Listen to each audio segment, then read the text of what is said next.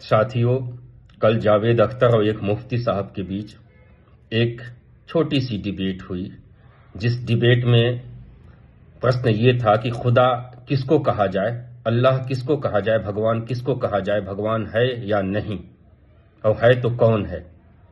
एक छोटी सी डिबेट हुई। चलो कोई बात है, शुरुआत तो कहीं से हुई, लेकिन इस डिबेट में जावेद अख्तर को बुलवाना और जावेद अख्तर द्वारा अल्लाह की जात, भगवान की जात को एक्सेप्ट कर लेना कोई बहुत बड़ी बात नहीं है। होते कौन है जावेद अख्तर?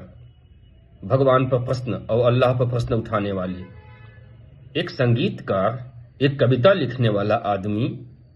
उसके पास इतना नॉलेज कैसे आ सकता है कि वो अब ये कहे कि आप हमसे डिबेट करो, हमारी बात हिंदुस्तान में मानी जाएगी। मुफ्ती की तो बात समझ में आती है कि चलो उसके पास इस्लाम की नॉलेज है, और दोनों मुसलमान क्यों, दो अलग अलग धर्मों से होते तो ये और अच्छा होता।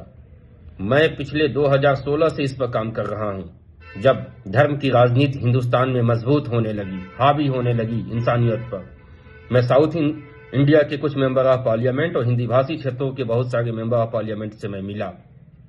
उनसे मैंने कहा था कि धर्म पर एक बहस होनी चाहिए, ताकि लोगों को पता चल सके कि भगवान हम किसे कहें, अल्लाह हम किसे कहें, जिससे धर्म की सियासत हिंदुस्तान की राजनीति से खत्म किया जा सके और इंसानियत को अहमियत दिया जाए।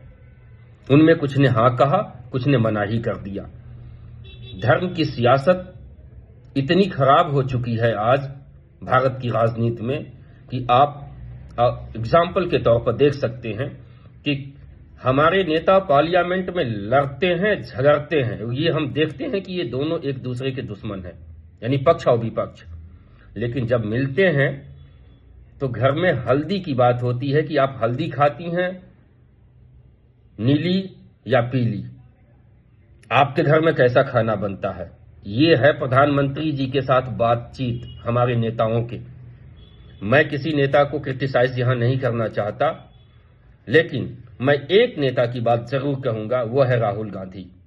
मैं राहुल गांधी को 2013 से जानता हूं। जब मैं लोधी गार्डन में उनके साथ वॉक कर रहा था, मैंने देखा एक ईंट रखा हुआ था, उस बंदे ने एसपीजी के सामने उस ईंट को हाथ से उठा करके अलग किया, ताकि पीछे कोई आ रहा है उस आदमी के पैर इस पे न पड़ जाए। इतनी इंसानियत मैंने उसमें देखी, क्योंकि हम दोनों आगे आगे चल रहे थे, हमारे पीछे पीछे एसपीजी चल रही थी। दूसरी चीज, मैं राहुल गांधी को जितना जानता हूं, मैंने एक चीज देखी है उनमें कि पार्लियामेंट में उन्होंने जिस बिल को फाड़ा, उस बिल को फाड़ने की जरूरत कोई नहीं कर सकता। हिंदुस्तान में किसी भी पॉलिटिशियन का बेटा या बेटी इस कार्य को नहीं कर सकती। ये शायद हिंदुस्तान में राहुल गांधी ही एक्सेप्शनल हैं जो कर सकते थे और आने वाले वक्त में भी कर सकते हैं। बिल फाड़ना बहुत छोटी बात है जो लोग इशू बनाते हैं। सबसे बड़ी बात तो यह है कि उस बिल को राहुल गांधी ने गलत समझा, और जो चीज गलत है उसे गलत कहने में किसी को कोई परेशानी नहीं होनी चाहिए, क्योंकि वो बिल हमारे और आपके लिए, इस देश के लिए, इस देश की जनता के लिए था। राहुल गांधी ने देखा कि वो बिल गलत है देश के लिए और देश की जनता के लिए, राहुल गांधी ने बिल को फाड़ दिया। क्या गलत किया राहुल गांधी ने? कोई दूसरा होता तो चाटुकारिता और चापलूसी में उस बिल को नहीं फाड़ता। जिस चापलूसी और चाटुकारिता का एग्जाम्पल अभी देखा जा रहा है इस हिंदुस्तान की सियासत में, राहुल गांधी मुझे लगता है कि जिंदगी में कभी चापलूस बन ही नहीं सकता, कभी चाटुकार बन ही नहीं सकता। वो चाटुकारिता कर ही नहीं सकता, वो चापलूसी नहीं कर सकता।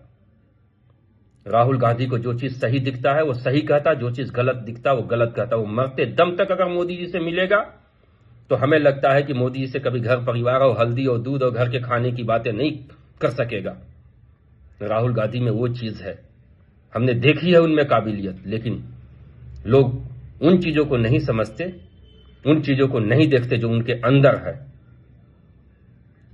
इसलिए जरूरी है कि धर्म की सियासत को खत्म करने के लिए हम सब किसी एक ऐसे नेता को लेकर आए या उसका साथ दें जो मजबूती के साथ इंसानियत की बात पार्लियामेंट में रख सके और इस देश की जनता के सामने रख सके। मैं नाम नहीं रखूंगा, आप जिसको भी लेके आओ, लेकिन कोई एक ऐसा साहसी, एक मजबूत जिगर वाला नेता हो जो इन कामों को कर सके। वरना हमारी और आपकी आने वाली नस्लें भी हमको गाली देंगी कि हमारे बाप दादा, हमारे आबाओ अजदाद हमें किस हाल में छोड़ के चले गए, कि आज भी हम धर्म में उलझ कर रह गए हैं। आज अगर धर्म की सियासत खत्म हो गई, कल से नेताओं की रोटियां सेकनी बंद हो जाएगी। सिर्फ और सिर्फ बात वो हिंदुस्तान की करेंगे, डेवलपमेंट, एजुकेशन और हेल्थ की बात किया करेंगे। कोई भूखों मरेगा नहीं इस हिंदुस्तान में। कोई कहीं शादी ब्याह करे, किसी भी मजहब, किसी भी कास्ट में करे, हमें संविधान ने आजादी दे रखी है इस बात की। लेकिन आज ये धर्म ही है जो हमारे और आपके ऊपर हावी है, जिसकी वजह से हमारा परिवार और किसी दूसरे का परिवार शादी ब्याह में दुश्मन बन जाता है कि हम इस जाति के नहीं हैं, आप उस जाति के नहीं हो।